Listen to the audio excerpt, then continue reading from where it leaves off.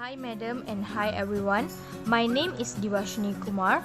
I'm here to present the individual task of a course Fundamental of Hospitality and Management. The presentation topic for today is the impact of coronavirus pandemic. The COVID-19 pandemic, also known as the coronavirus pandemic, is an ongoing pandemic of coronavirus disease 2019. COVID-19 caused by severe acute respiratory syndrome coronavirus. It was first identified in December 2019 in Wuhan, China.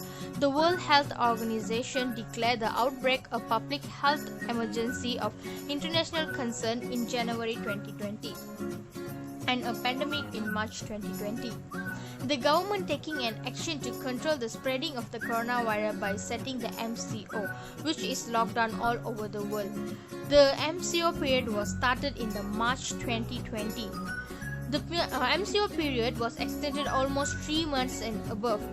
The pandemic gave a huge bad impact to the world. Most of the sectors was affected by the pandemic of COVID-19 globally. Most of the people lost their job and facing financial problem, and the government facing downfall in the economic level.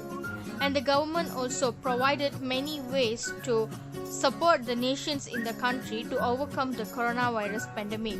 Moreover, the global hospitality sector was downfall by the COVID-19 pandemic. This is because the coronavirus will spread rapidly and spread fastly among 1 to 1%. So the government of the nation that has decided that no countries can cross the border and having international travel. So the government has setting the travel restriction. That most outbreak issues is the travel restriction. Nobody can do international travel in the pandemic. And the income sources from the travel and tourism management was affected. This is because a country's source is most importantly coming from the tourism and the travel industry sectors. But when it's because of the coronavirus pandemic, the income was affected and nobody can be travel, and the tourists cannot enter to any country and cross the borders. The government setting the rules that nobody can cross the border of their each countries.